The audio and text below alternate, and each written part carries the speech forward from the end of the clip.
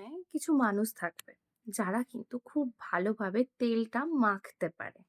আবার কিছু মানুষ এরকম থাকবে যারা খুব ভালোভাবে কিন্তু তেলটা দিতেও পারে।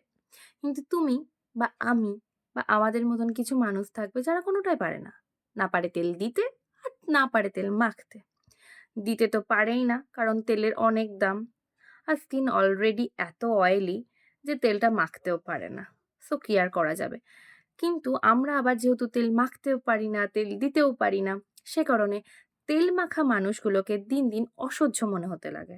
আর যারা তেল দিয়ে চলে তাদেরকে তো আরোই অসহ্য লাগে। ভাই, এত তেল দেওয়ার কি আছে? নিজে কিছু করার হলে নিজে কর। তেল দিয়ে এত বেশি ক্লোজ হওয়ার তো কোনো মানে হয় না। মানে ভালো লাগে না। তেল দেওয়ার কি আছে? তেলের দাম কি এতই কম? আমার কোনো আইডিয়া নেই তেলের দাম সম্পর্কে। কিন্তু আমার মনে হয় নিজের একটু নিজস্ব সত্তা থাকা দরকার। নিজের মতন হওয়া দরকার। অত তেল-টেল হুম, হুম, মারার দরকার নেই।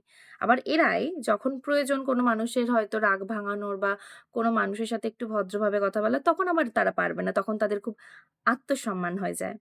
কিন্তু বাদবাকি সমস্ত টাইম লেজুড়ের মতন এই রোদ তার সাথে জুড়ে থাকতে কিন্তু খুব ভালোই পারে। মানে বাকিদেরকে সাইড করে নিজের জায়গাটা কি করে তৈরি করে নিতে হবে, কি করে আরো প্রায়োরিটি লিস্টে ১ম এর দিকে থাকতে পারবো, কিভাবে মানে তেল মারলে একটু আলাদা যদি কিছু পাওয়া যায় আরকি। এরকম একটা ব্যাপার থাকে।